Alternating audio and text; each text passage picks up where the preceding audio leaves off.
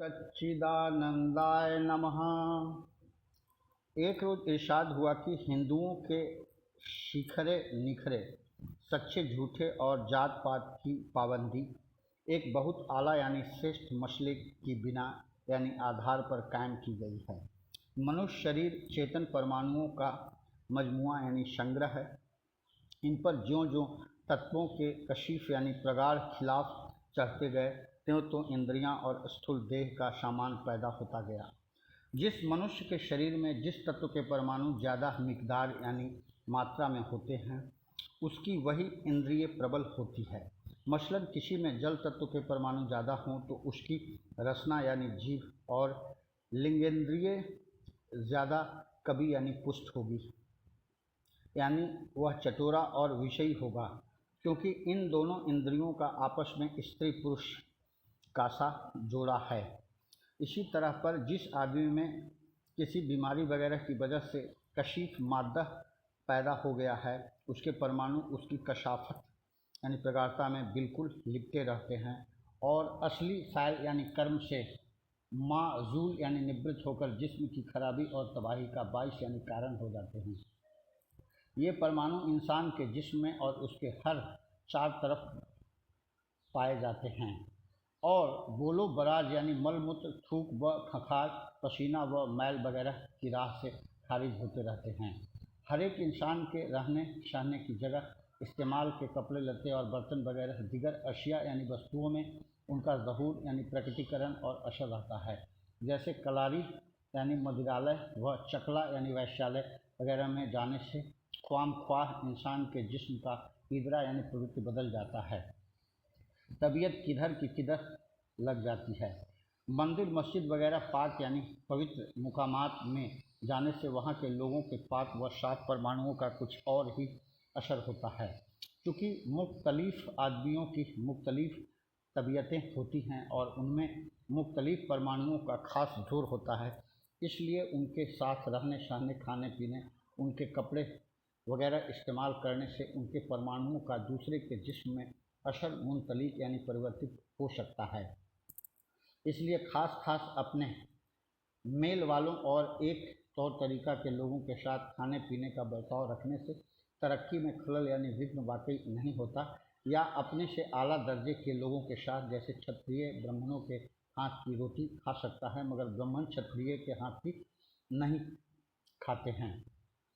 मुर्शिद यानी गुरु का जूठा प्रसाद व देवताओं का चढ़ावा वगैरह खाने की इसी उसूल पर इजाज़त रखी है। आजकल के साइंसदानों ने भी इस ज़रूरत को कुछ महसूस किया है मगर अभी उनकी तहकीकात यानी खोज पूरी नहीं हुई। इसकी वजह यही है कि जब तक जो खुर्दबीन तैयार हुई हैं वे आला दर्जे की नहीं हैं।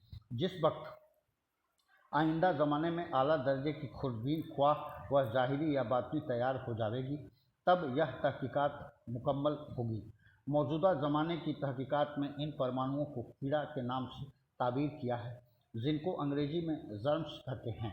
चूँकि परमाणु मुतहर्रक यानी हरकत वाले चेतन और ख़ास असर पैदा करते हैं, इसलिए इनको कीड़ा का नाम देना ना दुरुस्त बात नहीं बल्कि ठीक है, क्योंकि नाम के फ़र्क से कुछ हर्ज वाकई नहीं होता। मतलब दोनों का एक है। हैज़ा वबा ताउन शील व दिक वगैरह के जो मुख्तलिफ कीड़े रहे हैं वे मुख्तलिफ बिल्कुल नहीं। परमाणु सिर्फ एक तरह के हैं, अलबत्ता जिस किस्म की कशाफत यानी प्रगाढ़ता का खून उन पर चढ़ गया उनकी वैसी ही कशीफ सूरत दिखाई देती है। खास मौक़ों पर खास बीमारी से बहुत से आदमी बीमार हो जाते हैं मगर बहुत से ऐसे भी होते हैं जिन पर उस बीमारी का असर नहीं होता। इसकी वजह यह है कि जिन लोगों में वह कशाफत ज़्यादा होती है या उस कशाफत के नस्बो नुमा यानी आकार प्रकार माने का मादा यानी सामर्थ्य तत्व मौजूद होता है वही बीमार हैं। जो कशाफत से पाक यानी पवित्र होते हैं या जिनमें उस कशाफत को दूर करने और दबाने के लिए लतीफ़ यानी सूक्ष्म मादा ज़्यादा होता है उन पर इसका कुछ असर नहीं होता। यही हाल बुरी आदतों का समझना चाहिए। इसका भी खास आदमियों पर असर पड़ता है, सब पर नहीं हो सकता। जैसे लुकमान हकीम अक्सर बुरे आदमियों की सोहबत में रहते थे और जो कुछ तजरिबा उन्होंने हासिल किया, उन्हीं लोगों से हासिल किया, मगर उनकी बुराई का उन पर बुरा असर कुछ न हुआ। इसकी यही वजह थी कि नेकी उनकी तबीयत में इस कदर थी कि हर बुराई को मगलूब यानी दबा लेना कर सकते थे। मगर जिस तरह और रस्मों ने बिगड़कर कुछ की कुछ सूरत इख्तियार कर ली है, उसी तरह पर छूत छात के मसले का हाल खराब हुआ है। हत्ता कि एक तंदुरुस्त नेक चलन व दिगर यानी दूसरी जात के हाथ की रोटी खाने में ऐतराज, और चोर शराबी व आतशी के मरीज ब्राह्मण के हाथ की रोटी सबको कबूल है। एक रोज़ असहाबे टेरी यानी टेरी के निवासी यह सलाह कर रहे थे कि कोहाट में एक मकान किराया पर लिया जाए, जिसमें टेरी के आने जाने वाले ठहरा करें और सत्संग का भी आनंद रहे। श्री महाराज ने भी इस बात को पसंद किया।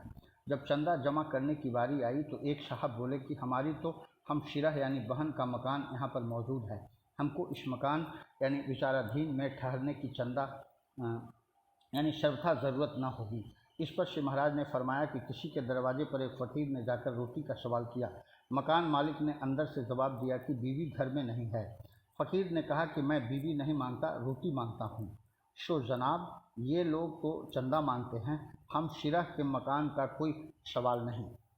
एक रोज़ इरशाद हुआ कि एक राजा बड़ा दानी, ज्ञानी और राजनीति के मुताबिक चलने वाला था। उसने हर तरह के आलिम, फाजिल यानी विद्वान, पंडित, गरीब, मुहताज, बेकश और यतीमों वगैरह के लिए दिन और वक्त मुकर्रर कर रखा था।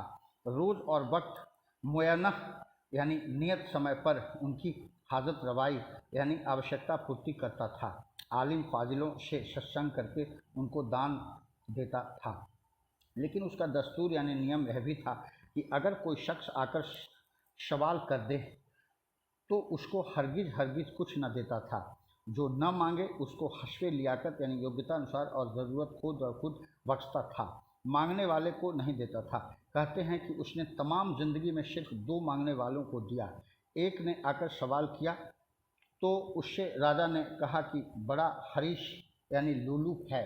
उसने कहा कि तू बड़ा हरीश है। राजा ने पूछा कि मैं हरीश कैसे हूँ? शाइल यानी आचक ने कहा कि तू सबसे बड़ा हरीश है, यह दुनिया तेरे कब्जे में है और दूसरी दुनिया यानी अकबा यानी परलोक पर भी तूने हाथ बढ़ा दिया है। राजा ने खुश होकर उसको इनाम दिया। एक और शख्स ने आकर सवाल किया तो साफ इनकार कर दिया। वह मंगता दूसरे दिन आलिमों यानी विद्वानों के मजमा यानी भीड़ में शामिल होकर आया। राजा ने तमाम आलिमों को इनाम दिया मगर उसको छोड़ दिया। फिर वह पंडितों में मिलकर आया, तब भी उसको अलहदा कर दिया। इसी तरह से वह मंगता फ़कीरों, मुहताजों, जोगियों, यतीमों वगैरह सब के मजमे में शामिल होकर मांगने आया, मगर राजा ने सबसे छांट कर उसको छोड़ दिया। तब उसने यह तरकीब की कि कई आदमियों से कहा कि मैं दम साधकर मुर्दा बनता हूँ, तुम मुझको चारपाई पर डालकर उस रास्ते पर रख दो कि जहाँ से राजा गुजरे। जब राजा आवे तो उससे कहना कि इस मुर्दे के पास तजहीज़ों तकफीन यानी कफन दफन के लिए भी कुछ नहीं निकला है, अगर कुछ रुपया मिले तो इसके कफन दफन की कार्रवाई की जाए। राजा ने मुर्दे को पहचान लिया और कुछ रुपया उसके कफन दफन को दिया। उसी वक्त वह शख्स उठकर खड़ा हो गया और बोला कि राजा साहब, आपने तो न देने की कसम खाई थी, मगर मैंने भी लेकर ही छोड़ा। एक रोज़ इरशाद हुआ कि दुर्योधन अपनी धुन का पूरा और अपने पंथ का न्यारा था। जब श्री कृष्ण महाराज उसको समझाने गए और कहा कि भाई, 5 शहर नहीं तो पांडवों को कम से कम 5 गांव ही दे दो ताकि बशर औकात यानी जीवन यापन कर सकें और लड़ाई झगड़े और खुरेजी यानी रक्तपात की नौबत न आए। यह सुनकर उसने महाराज को बड़े आड़े हाथों लिया और बोला कि महाराज, गाय चराना और बात है और राजनीति और चीज़ है। तुमने कभी राज किया न राजाओं की सोहबत बैठे, इन मसलों को क्या समझो। 5 गांव तो बड़ी बात है, अगर सुई की नोक के बराबर भी ज़मीन कहो तो हरगिज़ न दूंगा। अगर इस तरह से डर कर ज़मीन देता फिरूं तो राज ही औरों को हो जाए, उनका इस राज में हिस्सा ही क्या है। श्री कृष्ण जी ने फरमाया कि पांडु की औलाद होने से वे राज के मुस्तहिक यानी अधिकारी हैं। उसने जवाब दिया कि उनमें से एक भी पांडु की औलाद नहीं। अगर वे पांडु की औलाद होते तो 5 गांव क्या तमाम मुल्क के मालिक होते। वे तो पांचों देवताओं के नुक्ता यानी वीर से पैदा हुए हैं।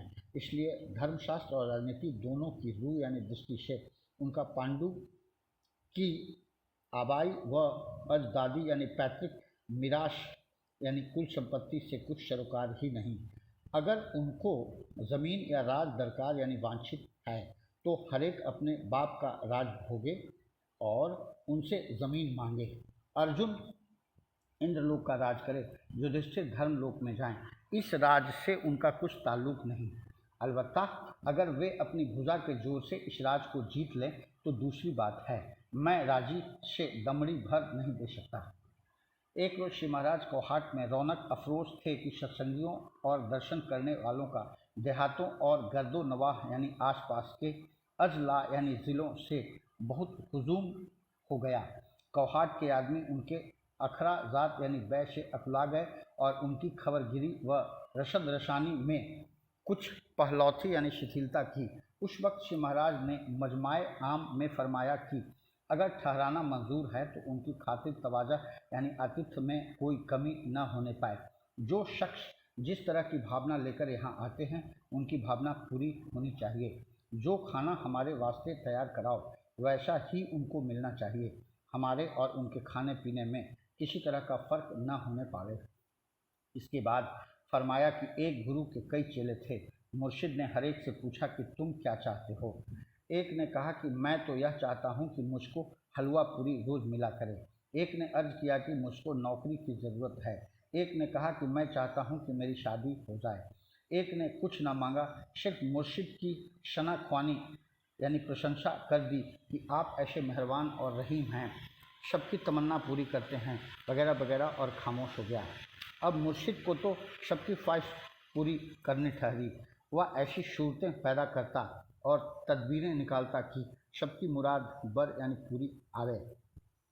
इसलिए हमारे पास भी जो लोग जिस ख्याल से आते हैं हम चाहते हैं कि उनकी वह ख्वाहिश जहाँ तक मालिक को मंजूर है पूरी हो जावे।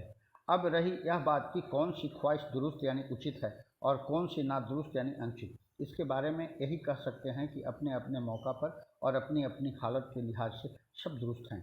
चौरस में पौ 12 की ज़रूरत पड़ती है और 3 काने से भी काम निकलता है।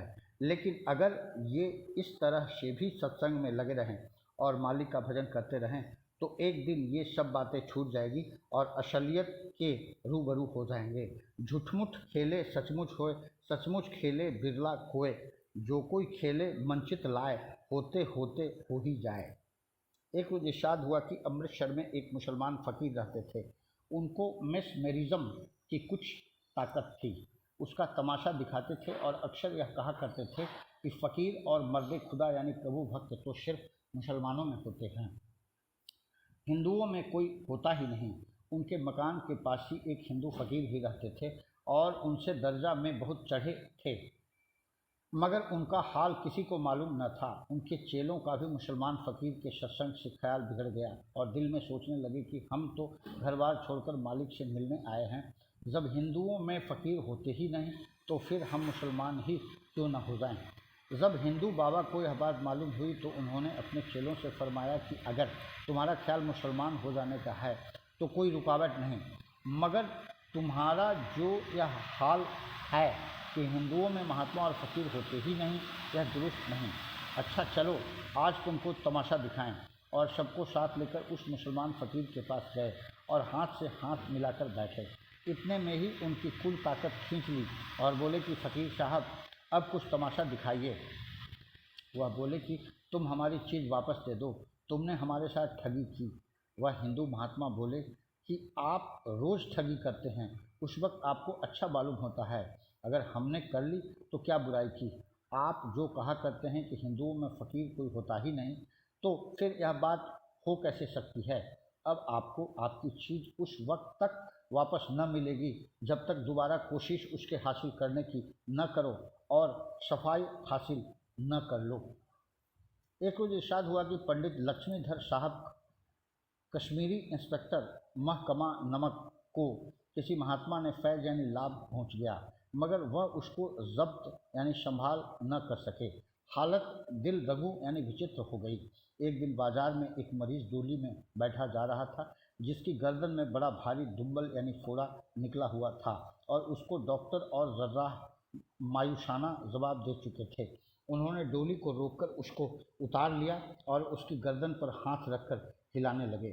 आनंद फानंद यानी देखते ही देखते दुम्बल बैठ गया और आदमी भला चंगा हो गया। देखने वाले उनकी सिद्धि पर अशकश अस अस कर रहे थे। कोई मर्द खुदा यानी प्रभु भक्त भी यह तमाशा देख रहे थे। बाद में बोले कि पंडित जी, ज़रा हमारी तरफ भी देखना। जब पंडित साहब ने उनकी तरफ देखा तो फरमाया कि क्या यह चीज़ तुमको इसी वास्ते मिली थी कि खुदा के कामों में दखल दो? यह कहकर फ़कीर तो चल दिए, मगर पंडित साहब ने अपने को बिल्कुल खाली पाया।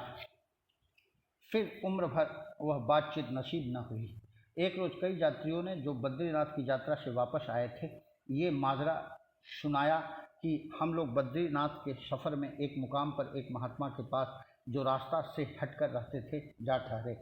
चूँकि दिन छुप गया था, इसलिए वहीं क़याम करने की ठान ली। महात्मा की कुटी के सामने चबूतरे पर सो रहे थे।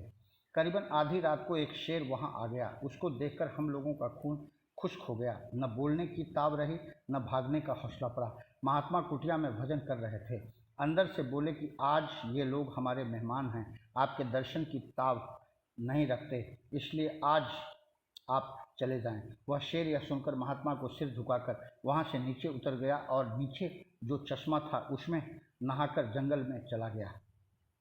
एक रोज जिक्र हुआ कि अमृतसर में एक महात्मा दर्जी का काम करते थे और उम्र भर छुपे छुपाए इसी तरह से पड़े रहे। किसी को उनका पता भी न चला। एक दिन शाम को एक लड़का उनके पास कुछ लट्ठा लाया और कहा कि मेरे वास्ते पाजामा तैयार कर दो। उन्होंने कहा कि कल सुबह तक तैयार हो जाएगा। लड़का तो घर चला गया और उन्होंने बजाय पाजामा के कफन तैयार कर दिया। घर पहुंचकर लड़का एकाएक बीमार हो गया और सुबह तक इंतकाल यानी स्वर्गवास कर गया। अली उस सुबह यानी मुंह अंधेरे उसका बाप इस दर्जी के पास आया और कहा कि कल शाम को मेरा लड़का कुछ लट्ठा तुम्हारी दुकान पर पाजामा तैयार करने को दे गया था।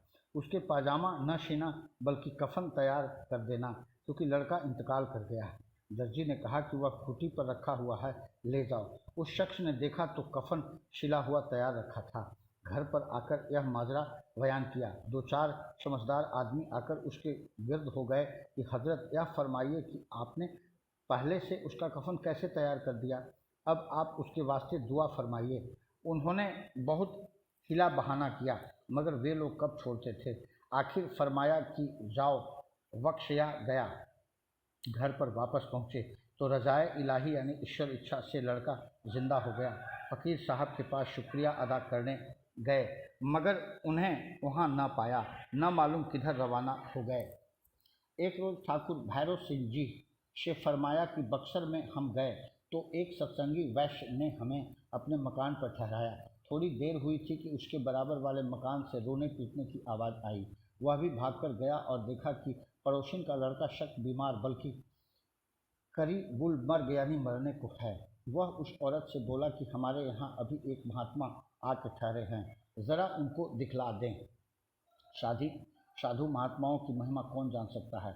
वह औरत बच्चे को लिए चली आई और हमारे पैरों पर डालकर बोली कि महाराज, ये सामने एक भगत जी रहते हैं, उनके मकान में एक डाइन रहती है। उन्होंने मेरे बच्चे को आज गोद में ले लिया था, उसी वक्त से यह हालत हो गई है।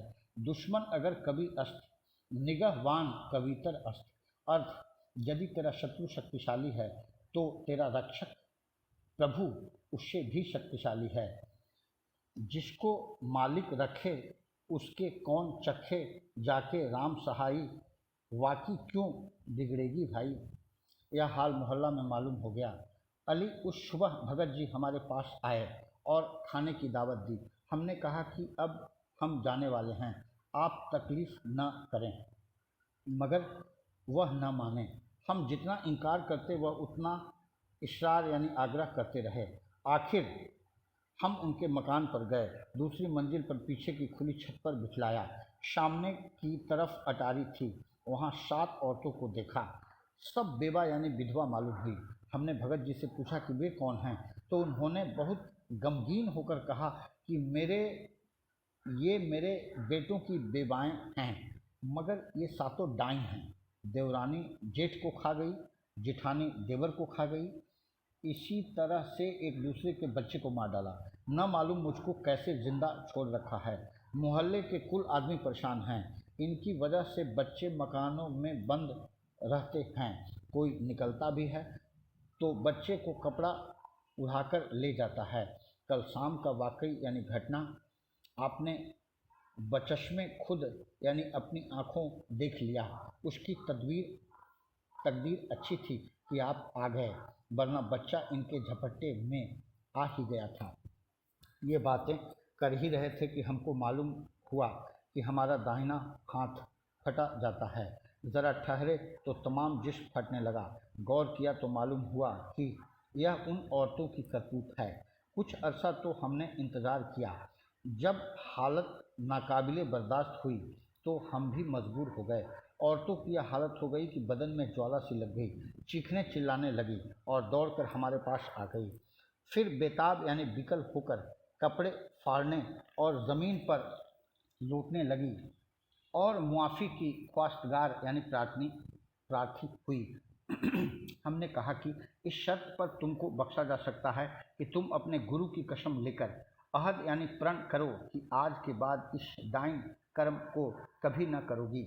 उन्होंने ऐसा ही अहद किया और शांति हुई। एक रोज़ इरशाद हुआ कि एक शख्स एक तवाइफ यानी वैश्या पर आशिक हो गया। जानो माल उसकी सूरत पर तशद्दुक यानी न्यौछावर करता था, मगर उस रंडी ने ख्याल किया कि इस शख्स का इस काबिले एतवार व पायदार नहीं। यह सूरत परस्त है और सूरत हमेशा एक सी रहेगी नहीं। इसमें तगय्युरो तबद्दुल यानी परिवर्तन लाजमी यानी अनिवार्य है। जवानी ढलने पर जब बुढ़ापा आवेगा उस वक्त यह दूसरी रंडी रख लेगा। इसलिए उसने तमाशबीन से पूछा कि तुम मुझको क्यों चाहते हो। उसने जवाब दिया कि तुम्हारी सूरत शक्ल बड़ी अच्छी है। उसने पूछा कि बस यही बात है, अगर तुम अच्छी सूरत ही पर फिदा हो तो तुम मेरी बहन के पास जाओ। वह ऐसी खूबसूरत है कि गुलाब का फूल भी उसके सामने मात है, चांद सूरज भी उससे शर्माते हैं। मगर शर्त यह है कि अगर मुझको लाख रुपया दो तो उसका पता बता दूं और उससे मिलवा दूं। वह शख्स तारीफ सुनकर ऐसा मतवाला हो गया कि उसी वक्त 1 लाख रुपया जमा कर दिया और कहने लगा कि तुम जल्दी मुझको पता बताओ। रंडी ने थैली तो बक्स में रखी और बाहर आकर कहने लगी कि तुम अगर उससे मिल गए तो हमको भूल जाओगे। उसने जवाब दिया कि नहीं, तुम्हारे खाने पीने का इंतजाम करता रहूँगा। उसी वक्त वाइफ ने उसको दुत्कार दिया। कहने लगी कि कल तू कहता था कि पीर है तो तू है, खुदा है तो तू है, और आज मेरी बहन की तारीफ सुनकर ही तू उसका शैदा बन गया। भला आइंदा मुझको क्या खाक याद रखेगा। एक रोज़ इरशाद हुआ कि एक मशखरा किसी नवाब साहब के दरबार में जाहिर हुआ और नवाब साहब से अर्ज़ किया कि मैं ऐसा अमल जानता हूँ जिसके ज़रिए से मैं आपके दिल का हाल बता सकता हूँ। इस वक्त आपके दिल में क्या है।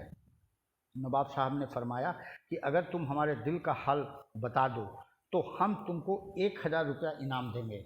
मशखरा बोला कि इनाम वगैरह की तो मुझे चंदा यानी ज़रा ज़रूरत नहीं, लेकिन अगर आपकी खुशी इसी में है तो मुझको उसके कबूल करने में कुछ एतराज़ नहीं। हाँ, आपके दिल का हाल बताता हूँ कि इस वक्त आपके दिल में है ला इलाहा इल्लल्लाह मोहम्मद रसूल अल्लाह। अब आप फरमाइए कि यह बात आपके दिल में है या नहीं।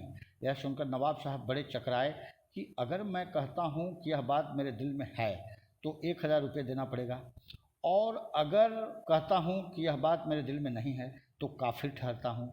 चारों नाचार यानी विवश उस मस्खरे की बात कबूल करनी पड़ी। तू शाद कर खाना पसंदीदा यानी तू पसंद कर ले तो मुझे भी पसंद है वाली बात हुई। एक रोज़ इरशाद हुआ कि अयोध्या के एक राजा ने ब्रह्मभोज किया। बहुत से ब्राह्मण खाना खाने आए, उनमें से एक काला ब्राह्मण भी था। उसने सवाल किया कि मैं तब भोजन करूंगा जब आप मेरा सवाल पूरा कर दें। राजा ने कहा कि मांग। उसने कहा कि आपकी जो 125 रानियां हैं वे सब मुझको दक्षिणा में मिलनी चाहिए। राजा ने अव्वल तो गौरव फिक्र यानी सोच विचार किया, लेकिन महाराजा हरिश्चंद्र वगैरह की सुखन परवरी यानी सत्य प्रियता का ध्यान करके आखिर रानियों को दान कर दिया, मगर हुक्म दे दिया कि आइंदा से काले ब्राह्मण को कभी न न्योता जावे। एक रोज इरशाद हुआ कि एक मर्तबा कहत साली यानी अकाल में जुलाहों में के पीर मुर्शिद तशरीफ़ लाए। हाली मुवाली यानी पिछलग्गू भी साथ थे। कुल जुलाहे जमा होकर दस्तबोशी यानी हस्त चुम्बन और कदम पोशी यानी चरण चुम्बन को हाजिर हुए और खैरी खैरियत हाल अहवाल पूछकर जुलाहों में से एक बूढ़े शख्स ने हाथ बांधकर अर्ज की कि हज़रत पीरो मुर्शिद, आपका यहाँ क़याम यानी ठहरना रहेगा या यहाँ से कुछ होगा? पीर साहब बोले कि यह क्यों दरियाफ्त करते हो? उसने अर्ज किया कि हज़रत कहत साली है, अगर आपका यहाँ से कूच हो तो हम सब यहीं अपना क़याम रखें, और अगर आपका यहाँ क़याम हो तो फिर हम सब यहाँ से कूच कर जाएं। एक रोज़ श्री महाराज के यहाँ चंद आदमी सो रहे थे। एक शख्स की सीने की एक कीमती अंगुश्तरी यानी अंगूठी मुबलिक 25 रुपये की गुम हो गई।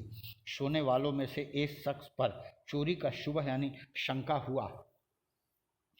इत्तिफाक से सुबह एक काजी साहब तशरीफ़ लाए। जब उनको यह हाल मालूम हुआ तो उन्होंने कहा कि मुझको एक अमल ऐसा मालूम है जिससे फ़ौरन चोर के नाम का पता लग सकता है। उन्होंने एक कोरा कागज़ मंगवाकर जितने आदमी रात को वहाँ सो रहे थे उनमें से आधे आदमियों के नाम एक कागज़ पर और आधे आदमियों के नाम दूसरे कागज़ पर लिखकर उन पर्चियों को एक कुजे यानी मट्टी का छोटा सा प्याला कुल्हड़ के दोनों तरफ रख दिया। फिर एक आदमी से कहा कि तुम कुजे को मजबूत पकड़ लेना, मैं अमल पढ़ता हूँ। जिस तरफ के पर्चा पर चोर का नाम है कुजा उसी तरफ फिरेगा। अमल शुरू करने पर कुजा एक तरफ को फिरा। उसी तरफ के पर्चा को लेकर उसके कुल नामों की 2 अलहदा पर्चों पर नकल कर दी और पहले की तरह फिर उन पर्चों को कुजे के दोनों तरफ रखकर अमल पढ़ा, तो फिर जिस तरफ के पर्चा में चोर का नाम था उसी तरफ कुजा फिरा। इसी तरह कई मरतबा करने के बाद सिर्फ 2 नाम रह गए। उनको 2 अलहदा पर्चों पर लिखकर कुजे के दोनों तरफ रखकर अमल शुरू किया, तो जिस तरफ चोर का नाम था उसी तरफ कुजा फिरा। यह शख्स वही था जिस पर लोगों को पेशतर से भी शुबह था। जो शख्स कुजा पकड़े बैठे थे वे बयान करते थे कि जब कुजा फिरने लगता था तो मैं बहुत ज़ोर से उसको रोक रखना चाहता था कि दूसरी तरफ को घुमा दूं, मगर बावजूद बहुत ज़ोर के भी वह उसी तरफ घूमता था जिस तरफ के पर्चों में चोर का नाम था। एक रोज़ इरशाद हुआ कि किसी जगह एक फ़कीर रहते थे। वहाँ एक बंजारा बैल खरीदने के वास्ते आया तो लोगों ने मखौल की राह से उस फ़कीर के निस्बत कह दिया कि वह बैलों का व्यापार करता है। बंजारे ने वहाँ जाकर फ़कीर साहब से बैल खरीदने का इरादा जाहिर किया। फ़कीर ने उससे कुछ शाई का रुपया ले लिया और कहा कि बैल चरने के वास्ते गए हुए हैं, जब वापस आवे तुम पसंद करके ले जाना। बंजारा तो कहीं चला गया और फ़कीर साहब ने उस रकम से खूब भंडारा किया। हज़ारों साधु महात्मा जमा किए कि बंजारा आया और बैलों के वास्ते कहा। फ़कीर साहब ने कुल साधुओं की तरफ इशारा करके कहा कि ये हज़ारों ऐसे बैल जमा हैं कि परम धाम तक खेप पहुंचा देते हैं, जितने तुमको दरकार हों ले जाओ।